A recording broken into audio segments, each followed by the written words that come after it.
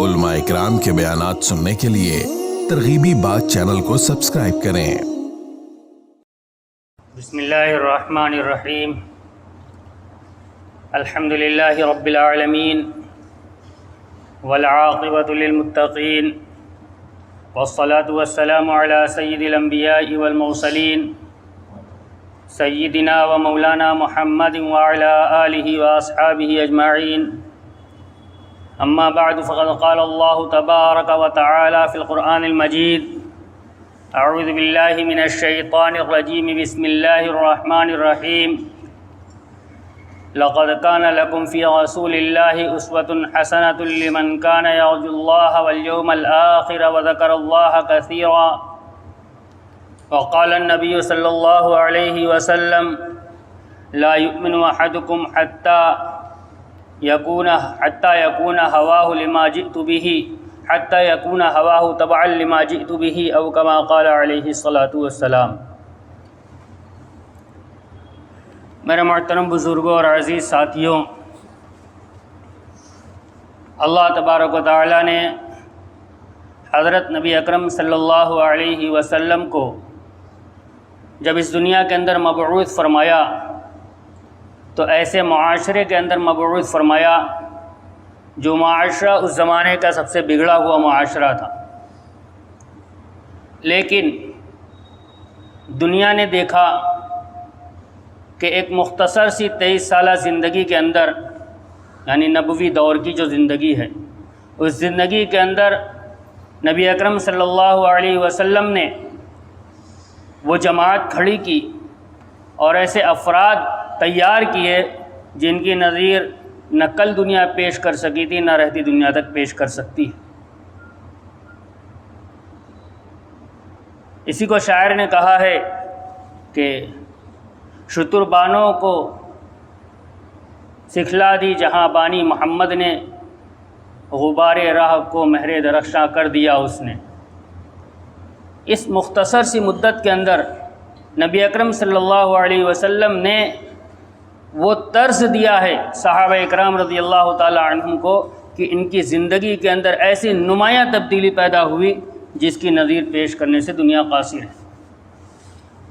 تعلیمات جب تک نبی اکرم صلی اللہ علیہ وسلم کی انسانیت کی زندگی کے اندر رہے گی، معاشرہ ویسا ہی تیار ہوگا جیسا ہمیں بھی مطلوب ہے اور اللہ تبارک و تعالیٰ کا بھی مطلوب ہے۔ صحابہ اکرام رضی اللہ تعالی عنہم کے سامنے جب نبی اکرم صلی اللہ علیہ وسلم کی تعلیمات آئی ہیں تو انہوں نے اس کو زندگی کا جز بنایا ہے۔ صالح معاشرہ کی جو سب سے پہلی چیز ہے جو معاشرے کے اندر ہونی چاہیے وہ ہے اللہ کا خوف، اللہ کا تقوی۔ نبی اکرم صلی اللہ علیہ وسلم نے سب سے پہلی چیز صحابہ اکرام رضی اللہ تعالی عنہم کے اندر یہی پیدا کی تھی۔ احکامات کا سلسلہ اس کے بعد ہے۔ حضرت عائشہ رضی اللہ تعالی عنہا ارشاد فرماتی ہیں کہ نبی اکرم صلی اللہ علیہ وسلم نے سب سے پہلے اللہ تبارک و تعالی نے جنت جہنم اور آخرت سے متعلق جو آیات ہیں وہ پہلے اتاری ہیں اور احکامات اللہ تبارک و تعالیٰ نے بعد میں دیے ہیں۔ جب لوگوں کے ایمان مضبوط ہو گئے اس کے بعد اللہ تبارک و تعالیٰ نے احکامات دیے ہیں۔ خود فرماتی ہیں کہ اگر اللہ تبارک و تعالیٰ نے پہلے احکامات نازل کر دیے ہوتے اور پہلے اول وہلے میں یہ حکم آ جاتا کہ چوری نہ کرو، شراب نہ پیو، زنا نہ کرو، تو لوگ عمل پر نہ آتے۔ پہلے ایمان مضبوط کیا گیا، جب ایمان مضبوط ہو گیا اس کے بعد احکام نازل فرمائے گئے۔ فرماتی ہیں کہ بل الساعۃ موعدہم والساعۃ ادھیٰ وامر، جو قیامت سے متعلق آیت ہے، فرماتی ہیں یہ آیت اس وقت نازل ہوئی جب مکہ مکرمہ کے اندر چھوٹی بچی تھی میں اور کھیلا کودا کرتی تھی، اور بڑی صورتیں جس کے اندر احکام نازل ہوئے ہیں وہ سب مدینہ طیبہ کے اندر نازل ہوئی ہیں جب میں حضرت نبی اکرم صلی اللہ علیہ وسلم کی زوجیت میں آ چکی تھی۔ تو معاشرے کی اصلاح کا جو پہلا اصول ہے وہ ہے خوف خداوندی۔ اگر انسان کے اندر خوف خداوندی ہوگا پھر اس کی زندگی کے اندر صالح انقلاب رونما ہوگا۔ آپ تاریخ پڑھ جائیے، اپنے معاشرے کا معائنہ کر لیجئے، آپ کو ہر ایسا شخص صالح اور نیک ملے گا جس کی زندگی کے اندر تقوی موجود ہے۔ شیخ عبد القادر جیلانی رحمۃ اللہ علیہ کا وہ واقعہ ہم نے بار بار سنا ہے کہ سفر کے اندر بچپن میں جا رہے ہیں، ڈاکوؤں نے حملہ کر دیا۔ انہوں نے کچھ نہیں کیا تھا، ایک عمل پیش کیا کہ میری ماں نے چلتے وقت کہا تھا کہ بیٹا جھوٹ مت بولنا۔ ان کا یہ عمل ان ڈاکوؤں کے اوپر اثر کر گیا، اللہ کا خوف دل کے اندر آیا، انہوں نے اپنے گناہوں سے توبہ کر لی اور زندگی بدل دی اپنی۔ تو اللہ کا خوف پہلی چیز ہے جو انسان کی زندگی کے اندر جب آئے گا، جب معاشرے کی زندگی کے اندر آئے گا تو معاشرہ صالح بنے گا۔ دوسری چیز نبوی تعلیمات کی اتباع، اس کے بغیر معاشرے کا اصلاح ممکن نہیں ہے۔ زندگی کے ہر شعبے کی تعلیمات موجود ہیں اور ہمیں معلوم بھی ہیں الحمدللہ۔ ایسا نہیں ہے میں آپ کے سامنے کوئی نئی بات عرض کر رہا ہوں، ساری باتیں ہمیں سب پہلے سے معلوم ہیں۔ صحابہ رضی اللہ تعالی عنہم کے سامنے احکامات آتے تھے تو وہ ان کی زندگی کے اندر ہوا کرتے تھے۔ ہر شعبے کی تعلیم جو دی نبی اکرم صلی اللہ علیہ وسلم نے، جب وہ ہماری زندگی کے اندر آئے گی تب معاشرے کی اصلاح ممکن ہوگی۔ ہماری تجارت ہے، ہماری معاشرت ہے، ہماری خانگی زندگی ہے، ہماری باہر کی زندگی۔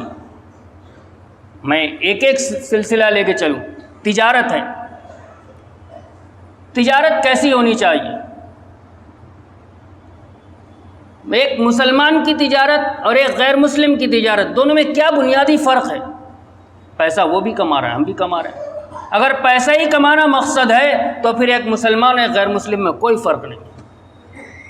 ایک مسلمان اور ایک غیر مسلم کی تجارت کا بنیادی فرق یہ ہے کہ التاجر الصدوق الامین مع النبیین والصدیقین والشہداء۔ مسلمان کی تجارت کا مقصد ہے سچائی، امانت داری، اس کو اپنی تجارت کے اندر ایسا شامل کرے کہ کل قیامت کے دن نبیوں، صدیقین اور شہداء کے ساتھ حشر ہو جائے۔ تجارت ایک مسلمان کا دین ہے۔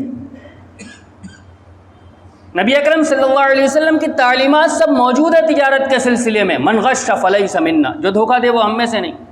ہمیں معلوم ہے، ایسا نہیں ہمیں نہیں معلوم۔ نبی اکرم صلی اللہ علیہ وسلم نے ارشاد فرمایا التجار هم الفجار الا من اتقى وبر وصدق۔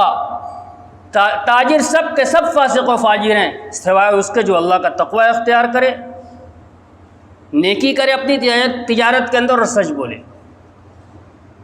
تجارت کا پورا طریقہ، اگر کوئی تنگ دست آ جائے تو اس کے ساتھ کیسا معاملہ کرنا ہے، ہمارا کسی کے اوپر حق ہے تو اس سے کیسے مطالبہ کرنا ہے، اور کسی کا ہمارے اوپر حق ہے تو کس طرح ادا کرنا ہے، ساری تعلیمات نبی اکرم صلی اللہ علیہ وسلم کی احادیث طیبہ کے اندر موجود ہیں۔ اور ہمیں بار بار سنتے بھی ہیں، واقعہ ہم نے بنی اسرائیل کا بار بار سنا ہے کہ اللہ کے نبی صلی اللہ علیہ وسلم نے ارشاد فرمایا کہ بنی اسرائیل میں ایک شخص تھا، جب اس کا انتقال ہوا اور اللہ تبارک و تعالیٰ کے سامنے اس کو پیش کیا گیا تو اللہ تبارک و تعالیٰ نے فرشتوں سے کہا کہ دیکھو اس کے دفتر کے اندر کوئی نیکی ہے؟ لوگوں نے کہا کوئی نیکی نہیں۔ فرشتوں نے کہا کوئی نیکی نہیں۔ اس سے پوچھا گیا تمہارے پاس کوئی نیکی ہے؟ کہا نیکی تو کوئی مجھے یاد نہیں، ہاں ایک کام میں کیا کرتا تھا کہ میں تجارت کرتا تھا اور میں نے اپنے کارندوں کو کہہ رکھا تھا کہ اگر کسی کے پاس پیسہ نہ ہو تو اس کا قرض معاف کر دینا، اور اگر پیسہ ابھی نہ ہو تو اس کو مہلت دے دینا۔ تو اللہ تبارک و تعالیٰ نے کہا کہ تم دوسروں کو معاف کرتے رہے دنیا کے اندر، میں اس کا زیادہ حقدار ہوں کہ میں معاف کروں، میں نے تمہارے گناہوں کو بخش دیا اور تمہیں جنت کے اندر داخل کر دیا۔ یہ واقعہ ہمارے سامنے، یہ تجارت کا اصول بتلا رہا ہے ہمیں کس طرح تجارت کرنی ہے۔ ہمارا حال کیا ہے؟ ایسے ہی ہوتا ہے، لوگ ایسے ہی کرتے ہیں۔ کیا نبی اکرم صلی اللہ علیہ وسلم کی تعلیمات کے اندر یہ حکم ہمیں ملتا ہے کہ ایسے ہی ہوتا ہے، ایسے کام چل جائے گا؟ اللہ کے نبی صلی اللہ علیہ وسلم نے ارشاد فرمایا لا تکونوا امعۃ ان احسن الناس احسننا وان اساءوا اسأنا۔ آپ نے فرمایا امعاء مت بنو۔ امعاء کا کیا مطلب ہے؟ کہ اگر لوگ اچھا کام کریں گے، لوگ اچھے رہیں گے تو ہم بھی اچھے رہیں گے، لوگ برے ہو جائیں گے ہم بھی برے ہو جائیں گے۔ آپ نے فرمایا بلکہ ایسا کرو کہ لوگ اچھا کام کریں تب تم بھی ان کے ساتھ احسان کرو، لوگ تمہارے ساتھ احسان کریں تم ان کے ساتھ احسان کرو، لوگ تمہارے ساتھ بدسلوکی کریں، احسان فراموشی کریں، اس کے باوجود تم ان کے ساتھ احسان کرو۔ یہ اسلامی تعلیم ہے۔ آج مسلمان تاجر، ہمارے ہاں چھوٹی موٹی دکانیں ہوتی ہیں، کوئی سامان خریدا، واپس کرنے کے لیے جائیں تو وہ بورڈ لگائے بکا ہوا سامان واپس نہیں ہوگا۔ یہ اسلامی تعلیم نہیں ہے۔ اللہ کے نبی صلی اللہ علیہ وسلم نے ارشاد فرمایا جو شخص بکا ہوا سامان واپس لے لے اللہ تبارک و تعالیٰ قیامت کے دن اس کے گناہوں کو معاف کر دیں گے۔ یہ اسلامی تعلیم ہے۔ دوسروں نے اپنا رکھا ہے، آج وہ نیٹ کا دور ہے، آن لائن سامان لوگ منگاتے ہیں، بلا کسی وجہ کے منگایا واپس کر دیا، قبول بھی کر رہے ہیں، چل بھی رہے ہیں، ان کا کاروبار بند ہو گیا۔ یہ تعلیمات، میں نے ایک شعبہ اٹھایا ہے تجارت کا، تجارت کے اندر جب نبوی تعلیمات کو ہم اپنی تجارت کے اندر شامل کریں گے تو ہماری تجارت گھاٹے میں نہیں جائے گی، تجارت ترقی کرے گی۔ تعلیمات اور بہت ساری ہیں، میں نے ایک مختصر سا نمونہ پیش کیا۔ ہماری معاشرتی زندگی کے اندر معاشرے کی اصلاح، ایک تو ہوتی ہے فرد کی اصلاح۔ فرد کی اصلاح کا تعلق میں اپنا عمل درست کر لوں، آپ اپنا عمل درست کر لیں۔ فرد کی یہ حقیقت ہے کہ فرد ہی سے معاشرہ بنتا ہے، لیکن وہ چیزیں جن کا تعلق ایک کے عمل سے دوسرے پہ اس کا اثر پڑتا ہے، اس کی مثال لے لیجیے شادی بیاہ ہمارے یہاں۔ ایسے واقعات ہمارے معاشرے کے اندر ہو رہے ہیں، خبریں اس کی آتی ہیں کہ فلاں شخص نے اپنے یہاں شادی کی اور شادی کے لوازمات کے اندر مقروض ہو گیا اور زندگی گزر گئی، اس کا قرض ادا نہیں ہو سکا۔ کس چیز نے اس کو قرض لینے پر مجبور کیا؟ معاشرے نے۔ معاشرہ اس طرز پر گیا کہ شادی کا اور دعوت کا ایک معیار متعین ہوا، اس سے نیچے کی اگر شادی ہوگی تو یہ نچلے طبقے کی شادی ہے، اور کم سے کم اتنا ہوگا تو یہ کچھ حیثیت والوں کی شادی ہے۔ کھانا کچھ حیثیت والا نظر آیا تو اس کو اپنی حیثیت بچانی ہے، معاشرے میں اس کو اپنا سر اونچا کرنا ہے کہ نہیں میں بھی ٹھیک ٹھاک ہوں۔ اس نے قرض لے کر اپنا کام پورا کیا اور بعد میں اس کو پورا نہ کر سکا۔ نبی اکرم صلی اللہ علیہ وسلم نے نکاح کے سلسلے میں کیا تعلیمات دی ہیں، ان تعلیمات کے اوپر ہم آ جائیں۔ میں ایک واقعہ حضرت مولانا خلیل الرحمن سجاد نعمانی دامت برکاتہم نے اپنی ایک بیان کے اندر سنایا تھا، وہ سنانا چاہتا ہوں۔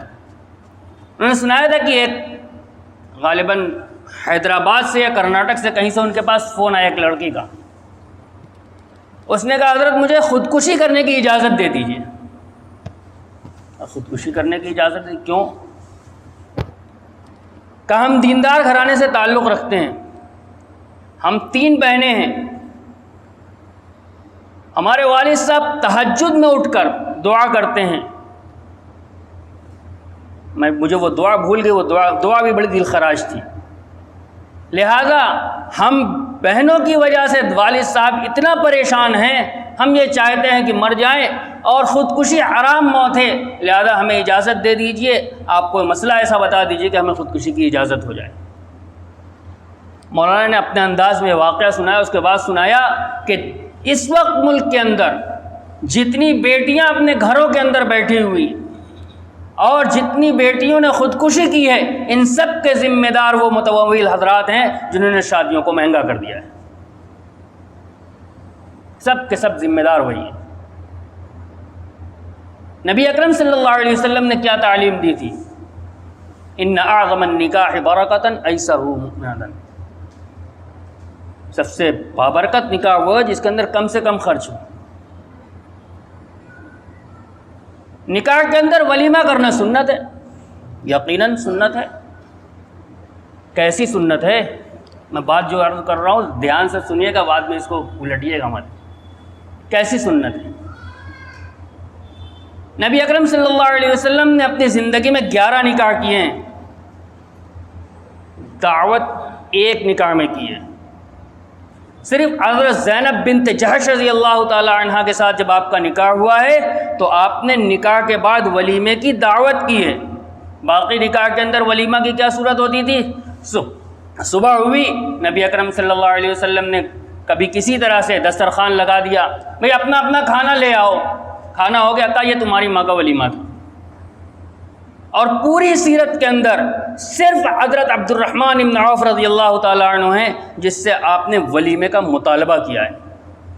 بے شمار صحابہ رضی اللہ تعالیٰ عنہ نے نکاح کیے. حضرت جابر بن عبداللہ رضی اللہ تعالیٰ عنہ بہت قریبی ہے نبی اکرم صلی اللہ علیہ وسلم کے، انہوں نے نکاح کیا. نبی اکرم صلی اللہ علیہ وسلم کو علم نہیں ہے، علم ہوا کوئی مطالبہ نہیں ہے ولیمے کا، صرف ایک صحابی سے مطالبہ ہے. یقیناً سنت ہے، سنت سمجھ کے عمل کرنا بھی چاہیے، لیکن یہ شریعت کا اصول ہے. جب سنت کے عمل کے نتیجے میں گناہ کا وجود ہو جائے تو پھر اس سنت پر عمل نہیں کیا جائے گا.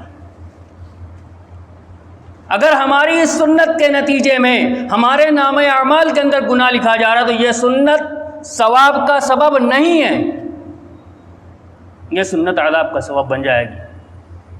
سنت اور بدعت کا تعارض ہو جائے، سنت اور معصیت کا تعارض ہو جائے تو معصیت کا ارتکاب نہیں کیا جائے گا، سنت چھوڑ دی جائے گی. ایک سوال بار بار ہوتا ہے، پھر کیا کریں؟ میرے کان میں تو یہاں تک بات پڑی ہے دال چاول کا کھانا کر دیا جائے، تب کھچڑی کھلا دی جائے، کیا کیا جائے؟ نبی اکرم صلی اللہ علیہ وسلم کی تعلیمات کے اندر میانہ روی کا حکم ہے. میانہ روی کیا ہے؟ ہر آدمی اپنے اعتبار سے اس کو سوچتا ہے. ہمارے پاس مال ہے، ہمارے پاس اتنا مال ہے کہ ہم 10 لاکھ مثال کے طور پر خرچ کر سکتے ہیں. ہم نے تو اپنے یہاں شادی میں 5 ہی لاکھ خرچ کیا تھا، ہم تو میانہ روی پر چل رہے ہیں. اگر آدمی کی اپنی زندگی سے تعلق ہو اس کا تو یہ میانہ روی ہے، لیکن جب اس کا تعلق معاشرے سے جڑ جائے تو معاشرے کا درمیانی طبقہ دیکھا جائے گا. اگر معاشرے کا درمیانی طبقہ اس چیز کو برداشت کر سکتا ہے تو پھر میانہ روی ہے. اگر آپ کی میانہ روی درمیانی طبقے کے اعتبار سے اوپر کی ہے تو پھر وہ میانہ روی نہیں ہے. اگر درمیانی طبقہ اس جیسی دعوت کرنا چاہے تو اس کو قرض نہ لینا پڑے، پھر میانہ روی ہے. کیوں؟ اس لیے کہ یہاں درمیانی اپنی نہیں معاشرے کا درمیان دیکھا جائے گا. جب آدمی اس اعتبار سے، اول تو نکاح کے اندر خرچ نبی اکرم صلی اللہ علیہ وسلم کی تعلیمات کو سامنے رکھا جائے تو نکاح کے اندر کوئی خرچ نہیں. نبی اکرم صلی اللہ علیہ وسلم نے نکاح کا جب حکم دیا تو حکم سرپرست کو نہیں دیا ہے. آپ نے فرمایا یا معشر الشباب من استطاع منکم الباءۃ فلیتزوج وان لم یستطع فعلیہ بالصوم فانہ لا وجاء. اے جوانوں کی جماعت، تم میں سے جو خرچ کی صلاحیت رکھتا ہے نکاح کر لے. یہ خرچ کون سا خرچ ہے؟ شادی کا خرچ نہیں ہے، اس لیے کہ شادی کا کوئی خرچ نہیں ہوتا. یہ خرچ وہ ہے جو نکاح کے بعد بیوی کا آئے گا، اس کے نان نفقے کا. اگر کسی کے پاس اس خرچ کی صلاحیت ہے تو وہ نکاح کرے. جوانوں کو حکم دیا نبی علیہ الصلوۃ والسلام نے. کیوں؟ اس لیے کہ اس پورے صورت کے اندر دین اصل ہے. جوان کا دین اس سے متعلق ہے. نبی علیہ الصلوۃ والسلام نے ارشاد فرمایا ہے جس شخص نے نکاح کر لیا اس نے اپنے آدھے دن کی عبادت کر لی، آدھے کے بارے میں اللہ سے ڈرتا رہے. اب اس کی تشریحات محدثین نے الگ طریقے سے کی ہے، وہ تفصیل کا موقع دیں. تو میں عرض یہ کر رہا تھا نبی اکرم صلی اللہ علیہ وسلم کی تعلیمات کے اوپر چلیں گے، یہ معاشرہ ہمارا پریشانی کے اندر نہیں رہے گا. اسی طرح زندگی کے اور شعبے ہیں. ہماری گھریلو زندگی کے اندر اولاد ہے، اولاد کی تربیت ہے. اس کے اندر بھی نبی اکرم صلی اللہ علیہ وسلم نے جو تعلیمات دی ہیں اس کے مطابق اگر زندگی گزاری جائے، اس کے مطابق عمل کیا جائے تو ہماری اولاد بھی صالح ہوگی اور یہ اولاد فرما بردار بھی ہوگی. ایک واقعہ سنا دیتا ہوں. حضرت عمر رضی اللہ تعالیٰ عنہ، ان کے زمانے میں ایک صاحب اپنے بیٹے کی شکایت لے کر آئے کہ میں بات نہیں مانتا، تو انہوں نے بیٹے کو کچھ کہا تو بیٹے نے ایک سوال کیا، حضرت یہ بات تو حق ہے کہ والدین کا حق ہے اولاد کے اوپر، کیا اولاد کا بھی والدین پر کوئی حق ہے؟ حضرت عمر رضی اللہ تعالیٰ نے حقوق گنوائے، جب پیدا ہو تو اچھا نام رکھے، عقیقہ کرے، اس کی بہترین تربیت کرے اور اس کے لیے اچھی ماں کا انتظام کرے۔ اچھی ماں کا انتظام سب سے پہلے ہوگا، اس لیے کہ نکاح پہلے کرنا ہے۔ تو انہوں نے ان چاروں جز کے اوپر کہا، انہوں نے ان چاروں جز کے اوپر عمل نہیں کیا ہے، لہذا انہوں نے ہمارا حق ادا نہیں کیا۔ حضرت عمر رضی اللہ تعالیٰ عنہ نے ان کو سرزنش کی، انہوں نے نکاح کیا ایک باندی سے۔ باندی خود کی مالک نہیں ہوتی، آقا کے تابع ہوتی ہے، اور باندی عربی النسل نہیں ہوتی، لہذا وہ ویسی تربیت نہیں کر سکتی جیسی عرب کی تربیت ہونی چاہیے۔ اور اسی طرح جب اس کے پاس اپنے پاس وقت ہی نہیں ہے، اس کا وقت آقا کے پاس ہے، تو پھر وہ اپنی اولاد کی تربیت کہاں سے کرے گی؟ ساری چیزوں کے اوپر انہوں نے کہا۔ تو حضرت عمر رضی اللہ تعالیٰ عنہ بچائے اولاد کو سرزنش کرنے کے، باپ کو سرزنش کی کہ تم نے اپنا کام پورا نہیں کیا، تو پھر اس سے کیسے توقع کرتے؟ ہم اپنی اولاد کی تربیت جب موقع ہوتا ہے تب نہیں کرتے، اور جب بڑی ہو جاتی ہے تو اس بات کا ہمیں شکوہ ہوتا ہے کہ اولاد بات نہیں مانتی۔ اسی کو حضرت مولانا طارق جمیل صاحب دامت برکاتہم نے کہا تھا کہ ہم اپنی اولاد کو کبھی یہ بتاتے ہی نہیں کہ والدین ہوتے کیا ہیں، ان کا مقام و مرتبہ کیا ہے، اور جب وہ بڑی ہوتی ہے تو ہمیں اس بات کیوں کہ مطلب ہم ان کو دینی تعلیم نہیں دلاتے، اور جب بڑی ہوتی ہے تو ہمیں یہ خواہش ہوتی ہے کہ وہ ہماری فرما بردار بنے، جہاں سے اس کو فرما برداری ملنی تھی وہ تعلیم ہم نے دی ہی نہیں، فرما بردار بنے گی کہاں سے؟ یہ ساری چیزیں ہیں، یہ تعلیمات جب ہماری زندگی کے اندر آئیں گی تب اس کے اوپر تب ہمارا معاشرہ صالح ہوگا۔ آئے گی کیسے؟ جتنی باتیں میں نے عرض کی ہیں سب ہمیں معلوم ہیں، پہلے سے معلوم ہے۔ نبی اکرم صلی اللہ علیہ وسلم کی زندگی سے اس کو بھی لے لیں۔ عرب کے اندر ایک رسم تھی، جو لے پالک ہوتا تھا اس کو بیٹا سمجھا جاتا تھا، چنانچہ زید بن حارثہ رضی اللہ تعالیٰ عنہ کو زید بن محمد کہا جاتا تھا۔ اللہ کے نبی صلی اللہ علیہ وسلم نے اس کی ابتدا اپنے گھر سے کی، اور سب سے پہلے زید بن حارثہ کو زید بن حارثہ کہلوایا اور کہا یہ میرے بیٹے نہیں ہیں۔ دوسری رسم تھی کہ لے پالک کی بیوی حقیقی بہو کی طرح ہوا کرتی تھی، اس سے نکاح نہیں کر سکتے تھے۔ اللہ تبارک و تعالیٰ نے نبی اکرم صلی اللہ علیہ وسلم کے ذریعے سے اس رسم کو توڑوایا ہے اور فرمایا